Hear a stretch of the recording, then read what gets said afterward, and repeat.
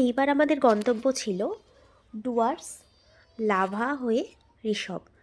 ট্যুরটা কম দিনের ছিল, 3 রাত্রি 4 দিনের। কিন্তু এই সামান্য কয়েকদিনের ট্যুরেও আমাদের বাচ্চারা সঙ্গে আমরাও খুব মজা করেছিলাম। আমরা গেছিলাম কাঞ্চনকন্যা এক্সপ্রেস ধরে, যেটা ছিল শিয়ালদা রাত্রি 8:30টার সময়। আমরা নেমেছিলাম নিউ মাল স্টেশনে 9:30টার সময়। আমাদের স্টেশন থেকেই গাড়ি বুক করেছিলাম, বোলেরো ছিল সম্ভবত আমাদের গাড়িটা। সেখানে নিয়েছিল 1500 টাকা পার গাড়ি। আমাদের দুটো গাড়ি লেগেছিল আমাদের যা সদস্য সংখ্যা ছিল তার জন্য। আমরা সোজা চলে গেছিলাম আমাদের আগের থেকে বুক করে রাখা রিসর্ট, হচ্ছে গ্রিন টাচ ইকো রিসর্ট। সেটা ছিল লাটাগুড়িতে। আমরা যেদিন ডুয়ার্স পৌঁছেছিলাম সেদিনকে বিকালবেলায় ছিল আমাদের জঙ্গল সাফারি করার জন্য নির্ধারিত টাইম। তা আমরা জঙ্গল সাফারি করেছিলাম বলে তা আমরা জিপসিটা হোটেল থেকেই বুক করে নিয়েছিলাম। তার জন্য আমাদের পার জিপসি পড়েছিল 2200 টাকা মতো। আপনারা যদি চান যে জিপসি জঙ্গল সাফারি না করে আর আপনারা যদি ওয়াচ টাওয়ার সাফারি করতে চান, তার জন্য মূর্তির পাশে অফিস আছে, সেখান থেকেই আপনাদের এই সাফারির জন্য বুকিং করতে হবে। আর আমাদের এই ভিডিওটাতে দেখবেন আপনারা একটা ঝিঝি পোকার মতো ডাক আসছে, সেটা কিন্তু ওই জঙ্গলেরই একটা ডাক, কোনো একটা পাখির ডাক বা কোনো একটা পোকার ডাক, সেটার সন্ধান আমরা পাইনি কোন নিয়ে ডাক, কিন্তু অসাধারণ লাগছিল এই জঙ্গলের ভেতরে ওটা ঘোরার সময় ওই ডাকটাতে। তো সাফারি করা হয় গন্ডার দেখার জন্য, কিন্তু আমাদের দুর্ভাগ্যবশত আমরা এই গন্ডারটা দেখতে পাইনি। শুধুমাত্র কয়েকটা ময়ূর দেখতে পেয়েছিলাম, আর পেয়েছিলাম বাইসন, সেটা অনেক দূর থেকে, সেটা ভিডিওতেও আমরা আনতে পারিনি। আর এখানে আরেকটা জিনিস খুব ভালো লেগেছিল, যেটা ময়ূরের ডাকটা খুব ভালোভাবে শোনা যাচ্ছিল, আর সেইটাকে কমপ্লিমেন্ট করছিল কোকিলের ডাক।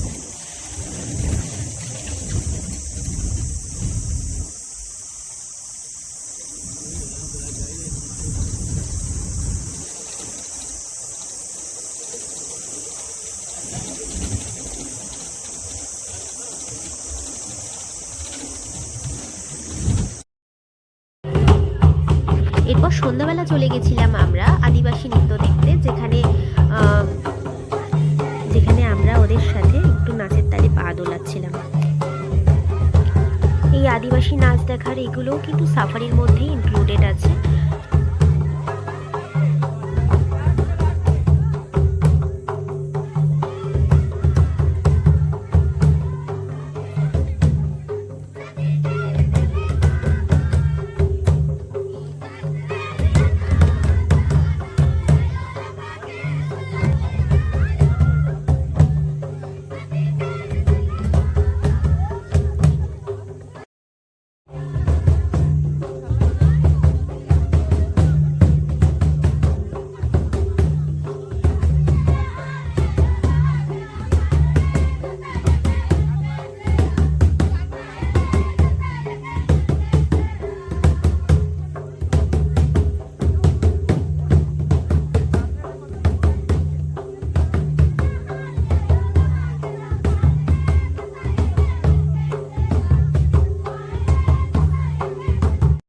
সব শেষ করে আমরা চলে এসেছিলাম আমাদের রিসর্টে, যেখানে সন্ধ্যাবেলা আমাদের বারবিকিউর ব্যবস্থা ছিল। আমরা ক্যাম্প ফায়ার করেছিলাম। এখানে খুব কম লাইট ছিল, যেটা ওরা হোটেলের থেকে বলছিল যে হাতি চলে আসে, যার জন্য একদম কম লাইট বা সাউন্ড খুব বাজানো যাচ্ছিল না একদমই, যে পশুদের অসুবিধা হবে তার জন্য বন দপ্তর থেকে বারণ করা। আমাদের সকালবেলা যে আমাদের রিসর্টের যে ভিউটা, সেটা ছিল খুব অসাধারণ একটা ভিউ, সেটাই আপনাদের সাথে শেয়ার করলাম। আমাদের রিসর্টের সামনে ও পিছনে ছিল চা বাগান, আর পাশে ছিল লাটাগুড়ির জঙ্গল, যেখান থেকেই আমরা ওই ময়ূরের আর কোকিলের ডাক শুনতে পাচ্ছিলাম। সকালবেলার ভাইবটা অসাধারণ লাগছিল। এই রিসর্টটাতে বেশ বাচ্চাদের খেলার জিনিসও অনেক বেশ ছিল, বাচ্চারা বোর হবে না, খেলতে পারবে ভালোভাবে, তার জন্য বেশ ভালো ব্যবস্থা করা ছিল।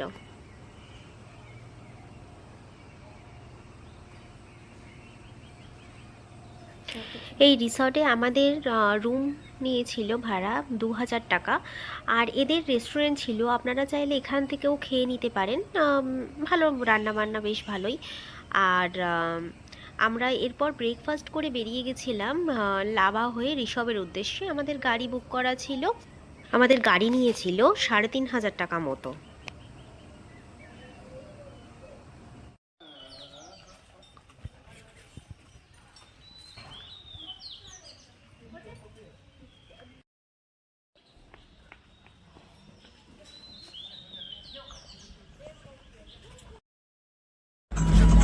আমরা যে গাড়িটায় গেছিলাম তার নাম্বারটা আমরা ডেসক্রিপশন বক্সেও দিয়ে দেবো, আর আপনারা আমাদের স্ক্রিনেও দেখতে পেয়ে যাবেন এই নাম্বারটা।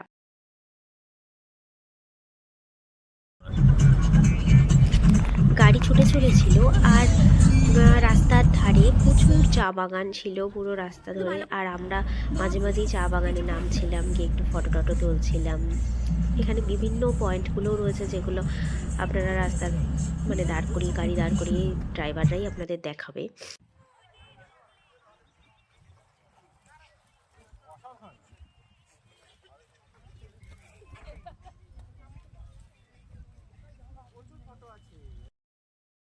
স্পটটা ছিল, এটা ছিল পাপড়ি খেতি, যেটা লাভা যাওয়ার পথেই পড়েছিল। কিন্তু এখানকার থেকে আপনারা তো নামবেনই, জায়গাটা খুব সুন্দর, আর এখানকার মোমোটা আপনারা অবশ্যই ট্রাই করবেন, খুব সুন্দর মোমো এখানকার।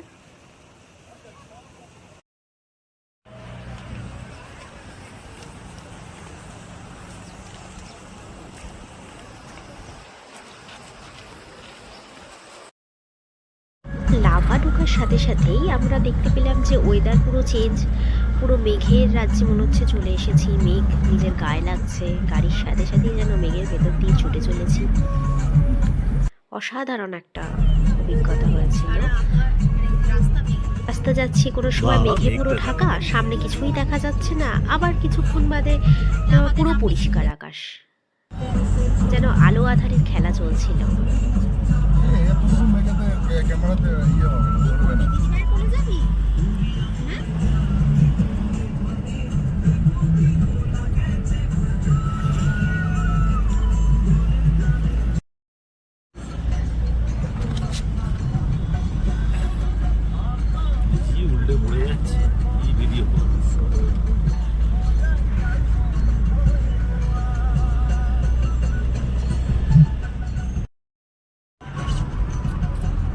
পৌঁছে গেলাম লাভা মনস্ট্রি।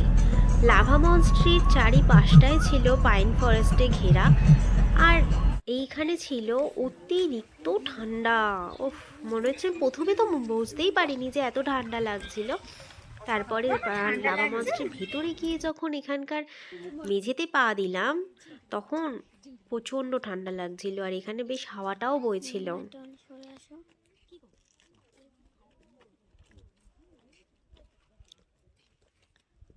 হাই বলো।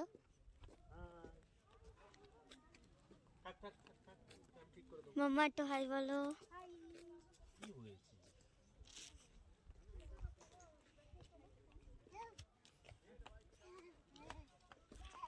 সাইডের ভিউ, পিছনে পাহাড় আছে।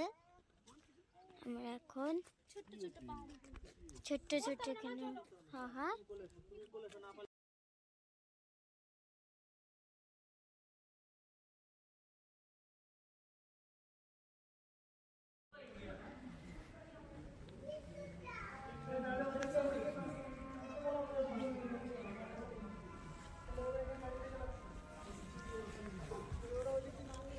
মা মা মা মা মা মা মা মা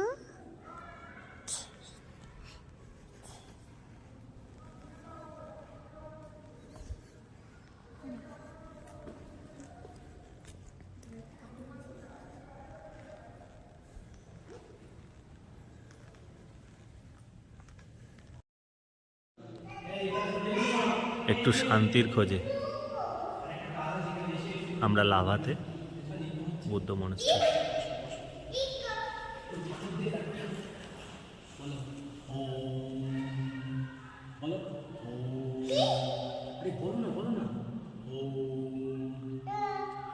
কতটা শান্তি।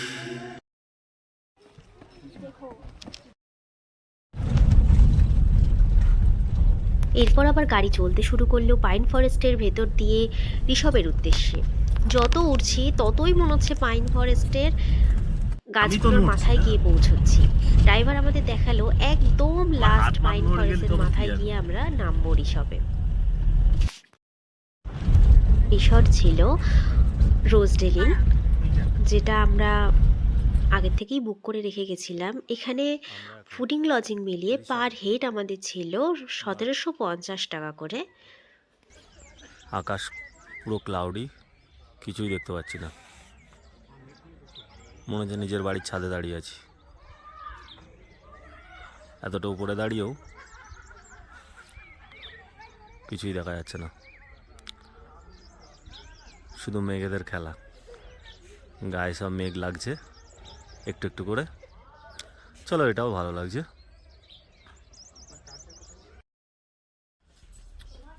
পাহাড়ের ধারে এমনিতেই ফোটা সুন্দর ফুল, নতুন নতুন ফুলের মেলা। চলো, আমাদের এই হোটেল। চললেন সব সুন্দরীরা।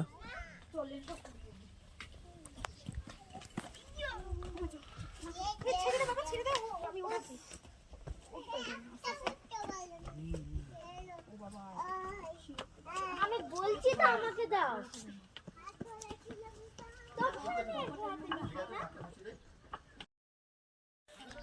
সুন্দর পাহাড়ি ফুলের মেলা।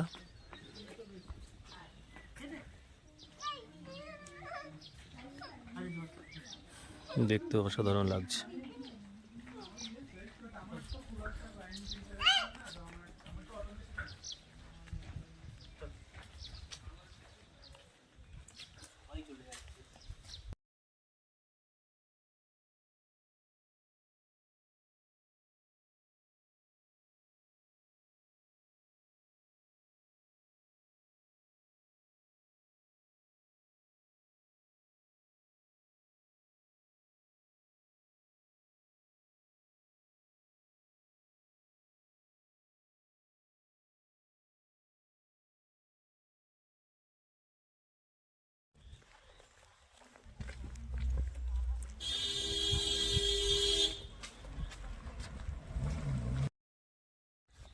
হ্যাঁ,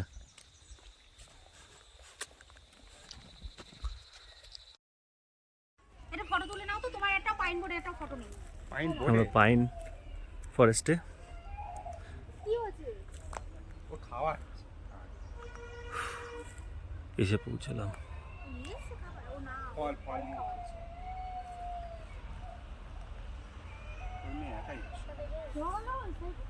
আমাদের ফেরার ট্রেন ছিল নিউমাল স্টেশন থেকে সন্ধ্যা 6টায় কাঞ্চনকন্যা এক্সপ্রেস।